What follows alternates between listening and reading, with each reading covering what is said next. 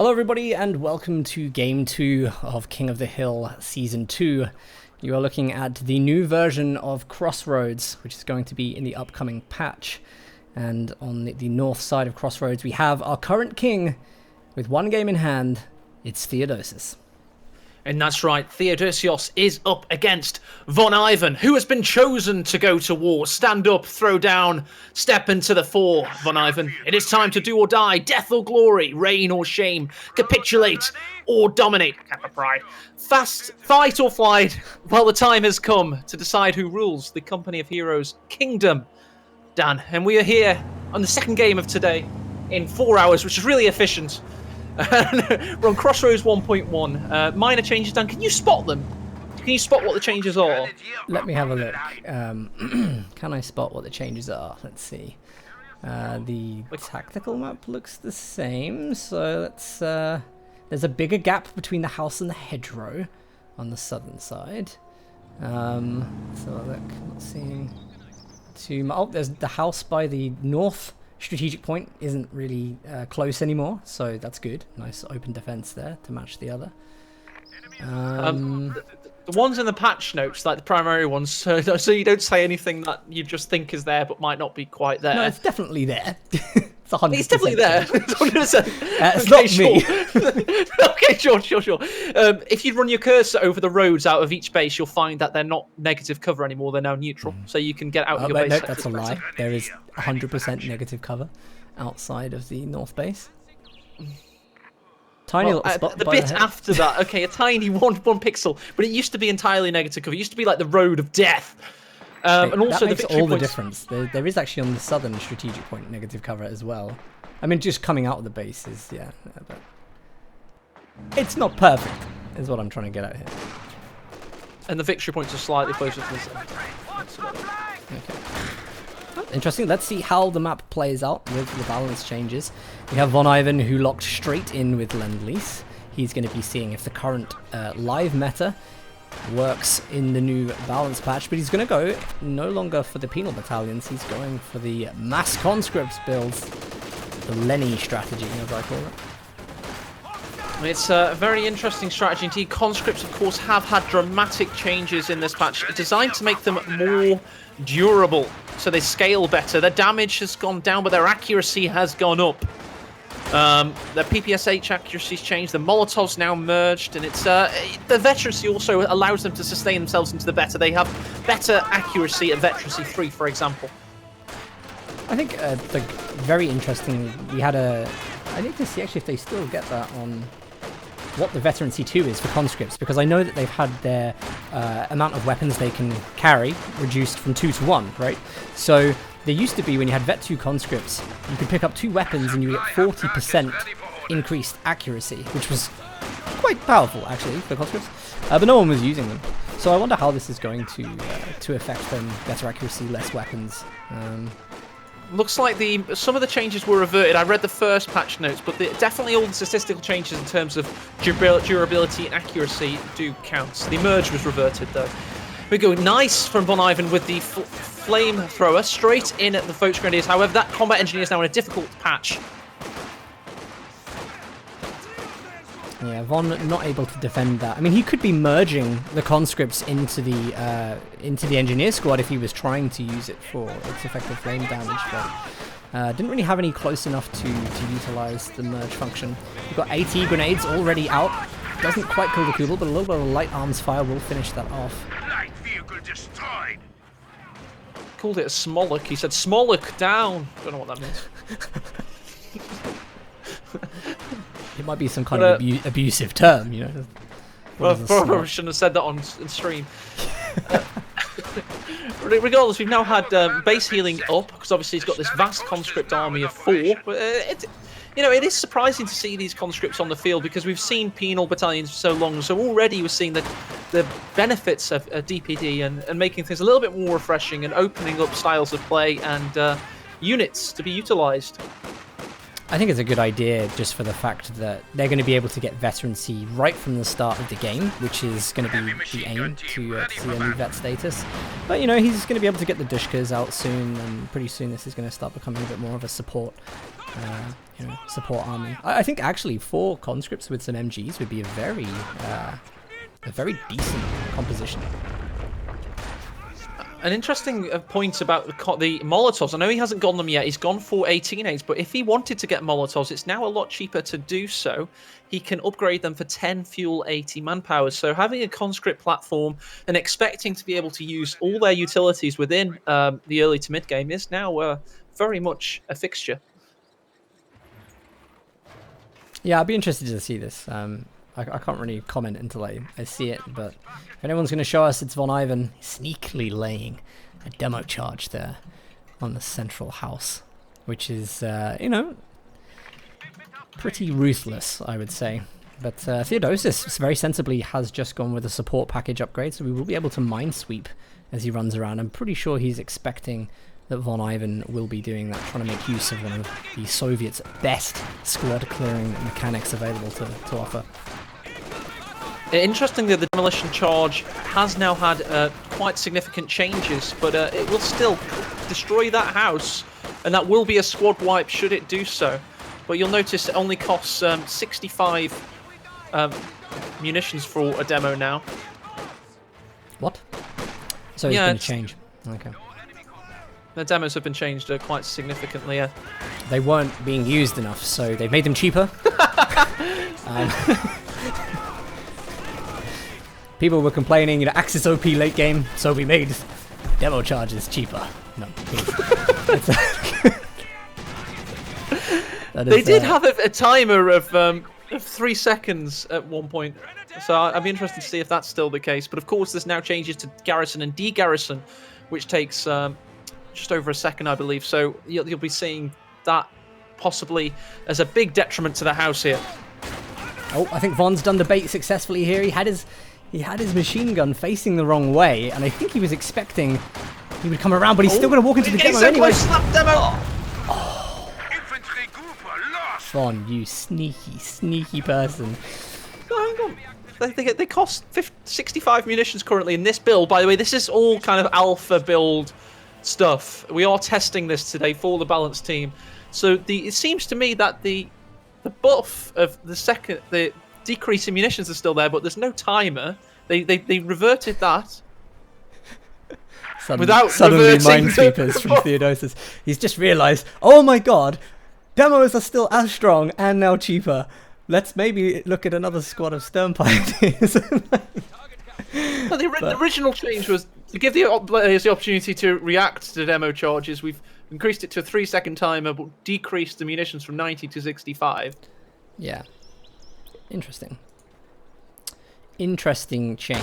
We'll watch that. I mean, I wasn't actually on Von's screen, so I didn't see whether it had a timer. To be perfectly honest, there wasn't. It looks pretty instant. I think possibly maybe the munitions count on if you hover over in the UI maybe for this build still says 65. And it should say 90. I've already looked here. Well, we'll move on. Yes. Tier 3 is going up for VonIvan now. He's working that Lend-Lease, which, let's have a look actually, because has there been any change, because this is one of the commanders they were focused on restricting the meta of, has there been a change to, is it restricted to tier 4, do I remember that correctly? Like you have to have tier 4 to get it out, or is it that tier 4 just goes and speeds up the rate you can call them in, as it was previously? No, you need to have tier 4 up now for the M4C. Yeah, so that is a change.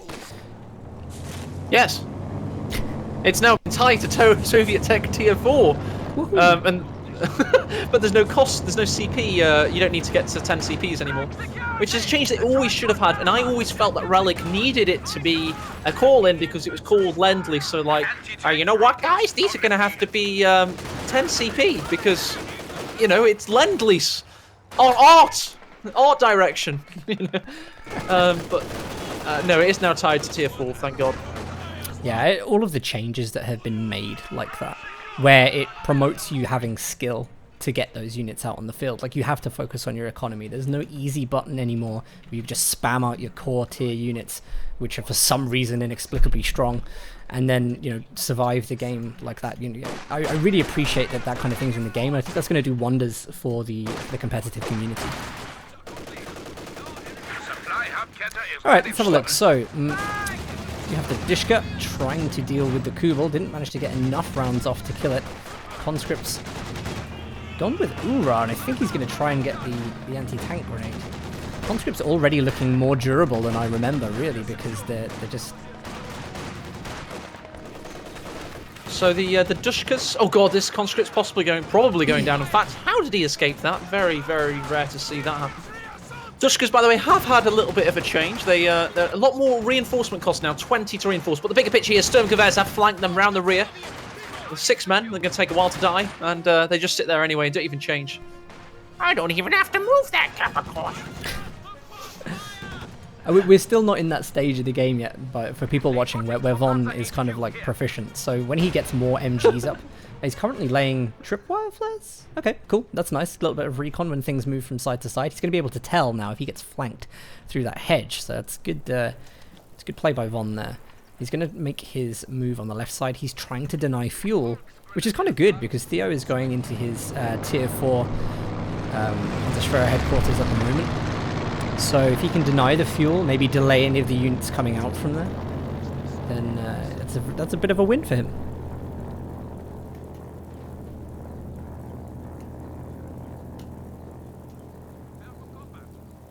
Isn't that right, AE? I'm sorry, I'm reading my demo charges. What did you... And I said before today that we really need to be hot on the hot swapping and the casting to be seen as true professionals. You asked me to talk less. I talked No, less. I didn't. I just said we'll talk in quicker intervals and we'll hot swap in and we'll sound like a true like StarCraft cast team or something. But well, I'm trying. Anyway, regardless, we've got Schwer Panzer headquarters down and up for Theodosios. He's getting those juicy Obersoldat and the Übermensch from the east going to help out, but I don't know how much they're going to help out against the hard brutality that is an M4C Lend-Lease Sherman. I think he's going to be okay. He's got the Raketen. That can take it, I'm sure. I mean, with the Sturm Pioneers, hopefully he is laying mines, because if he can get that snare, you know, we don't have smoke on this Lend-Lease Sherman, so it's going to be a good combination to take it down. He doesn't want to lose the Kubel, though. I imagine that Kubel with Veterans E1 was going to be a good spotting unit on this map to constantly tell him where the hordes of conscripts are coming from. Losing that, I think, is actually a bit of a shame, because the infantry awareness ability is very, very useful when dealing with mass conscripts. Dan, I've now understood what's happened with demos. Do you want to know? Yes. This is actually a change. I actually was talking to Mr. Smith. I don't know if you listened to me. Other people probably said it as well, but it's definitely something I was thinking about.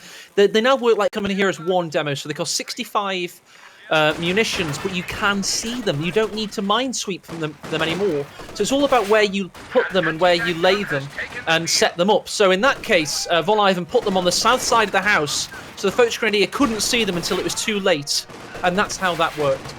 I see. Interesting. Yeah, it's basically coming here as one demo, because that's the munitions cost of it, nearly the munitions cost of a KotH 1 demo as well. They were 55 if I recall correctly. Well, we'll see how they go. I mean, it's a bit hard to tell with one game where we've had one demo blast through the door, whether or not it's in a good and stable position. But that's what this event is for. We're seeing whether these changes actually make the difference needed or not. Here we see the M4C Sherman starting to make its move in the field. Raketen comes in to take its first shot, putting a little bit of pressure, just stopping the flow of VonIvan as he moves into Theodosius' territory. He is a flowing character, isn't he? He likes to cascade downwards like a torrent of effluent. I was going to use a different word there, Dan, can you tell? Lava? I was going to say... well, I don't want to say there might be children watching, but regardless, he'll cascade all over you, and there's nothing you can do about it. And in a shower of glory, VonIvan will oorah. There are some shoe mines he has to watch out for, and I'm sure he will find that out very shortly. There's one or two laden in Theodosios' territories. This is a bad setup here from this Dishka, which may go down. It's got the tier 4 blasting down in it. Obersoldaten also wiping the models. If they keep taking the gunner out, they could stall it, but very, very fortunately that model was able to get the Dishka out of there. And Theo, you can see what Theo's trying to do here. He's trying to focus on holding that 1 VP on that left side, putting up a very good defense. The tier 4 structure is really going to help. The MG is going to help. 2 Rakettans there. And if he can hold this 1 VP, he will make it long enough into the game where he can start getting those units out to counter. I have a feeling it's going to be special operations again, just because, you know, you want the marked target, don't you, really? Yeah, having that coordinated fire from the Panther command tank, such a good ability. It has been neutralized somewhat. It's no longer a full damage increase. It's got a little bit of accuracy increase and a bit of overall changes. That came earlier on in the year, not thanks to DPD. That was thanks to the GCS patch. But in general, it's still the go-to for a lot of OKW players, especially in 1 versus 1. It'd be interesting to see if he goes for it. Yeah, I mean, you're right. It's just one of those commanders that is, it's just so nice. And I think what really makes it is the special operations, you know, the flares. Because it's recon that just can't be shot down, and the whole commander is fantastic for that. I'm really hoping that we get some kind of play going on with radio silence. I mean, I don't know if everybody knows entirely what radio silence does, but I mean, you know, it just removes the units from the mini-map, and you know, your opponent stops getting the notifications.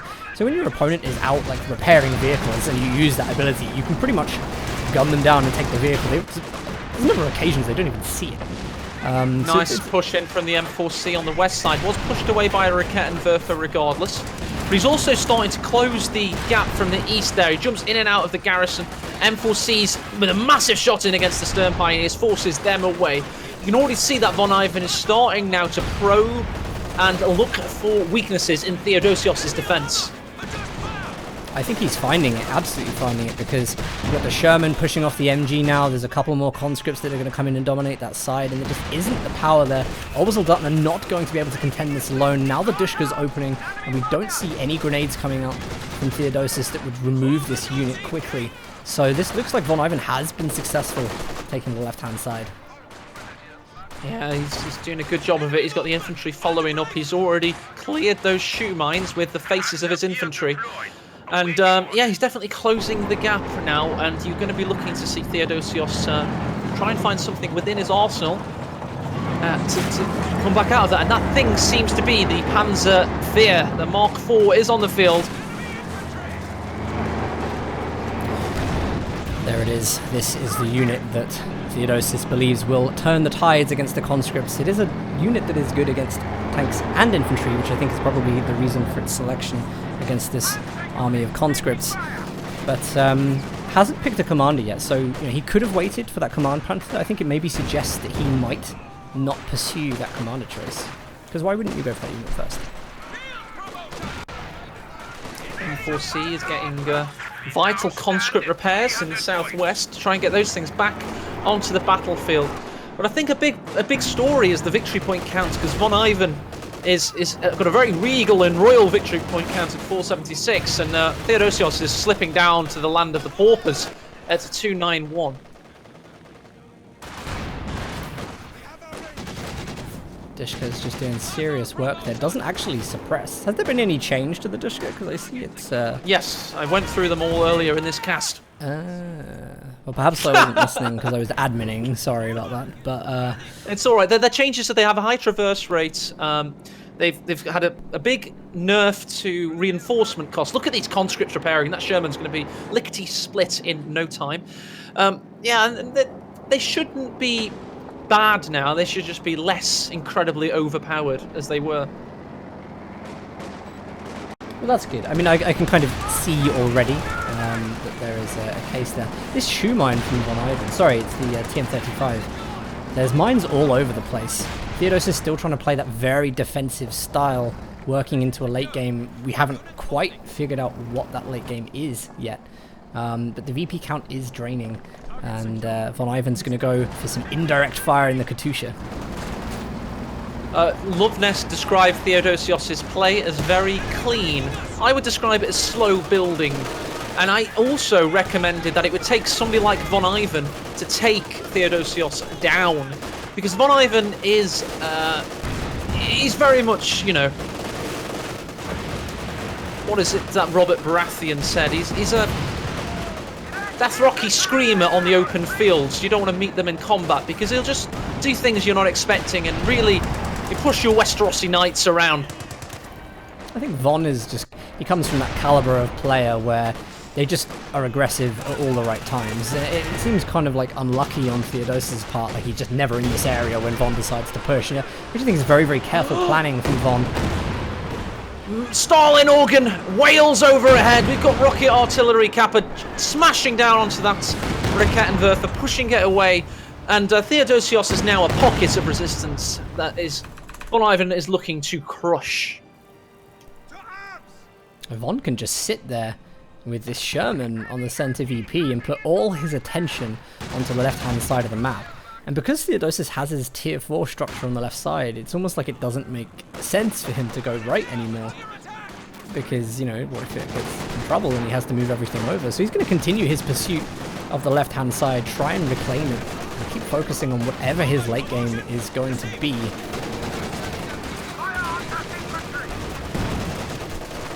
He's trying to push out in the west. He's got all of the remnants of his OKW army focused around this Panzer IV pushing, but here comes the M4C Sherman. We've got another one waiting in the east should he need to flank.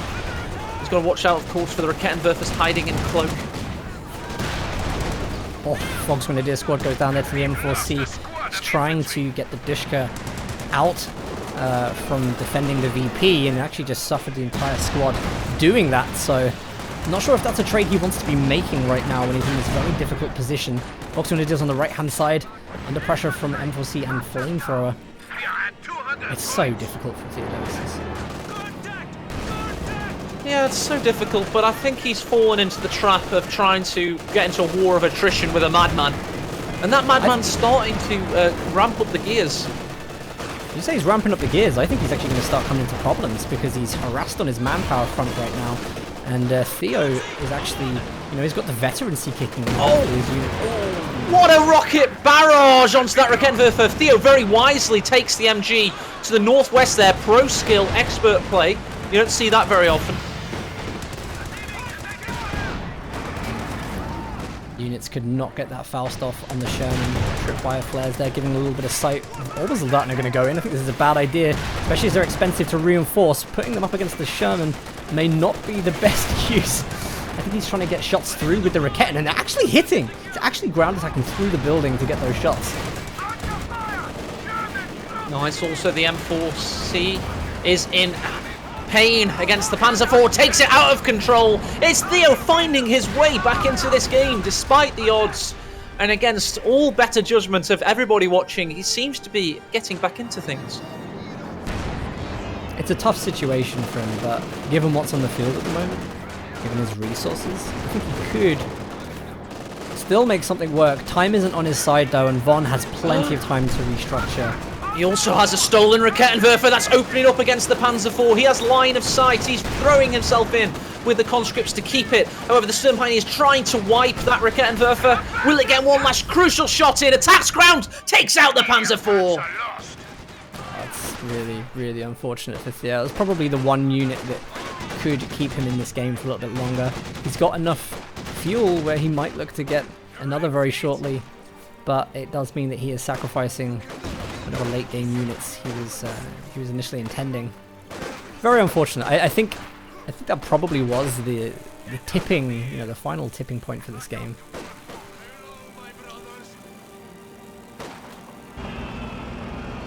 It's all quiet on the Western Front as we remember the player that was Theodosius. Goodbye, Theo. It's hard to die when your fans were riding so high. But your reign has come to an end. And now it's time to die, my friend.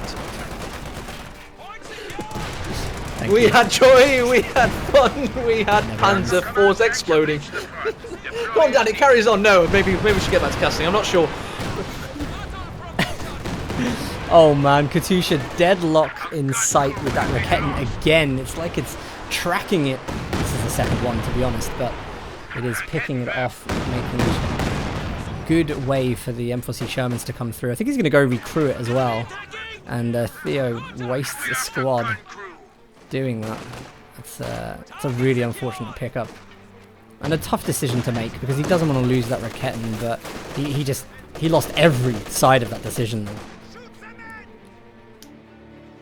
I've got a few not like this is in chat. I've got a few rip Theos I've seen. It's not looking too great. However, he seems to have a little bit of a resurgency whilst VonIvan's in base repairing all of his units and his killing forces. So he's now currently trying to cap the central victory point with the Old Soldat, and he's got the MG34 watching over. And he does have control of the west, so he's not done and out of it quite yet. And notably, Daniel, he does have 160 fuel in the bag. Oh, it's going to take him a while to get to the Command Panther, especially as he needs to get units on the field. He's going to need to replace, the Raketins, of which he's got one already.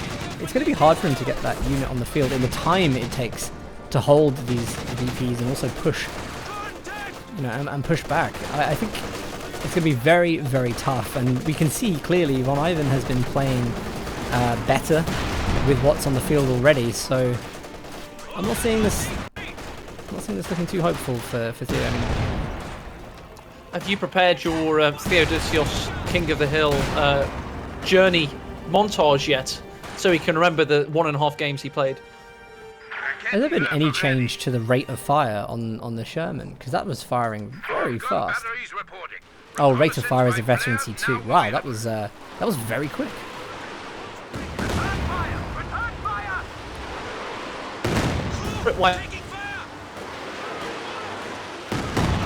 Scripts, they have to wait 30 seconds between planting them, which isn't a massive change, you would admit.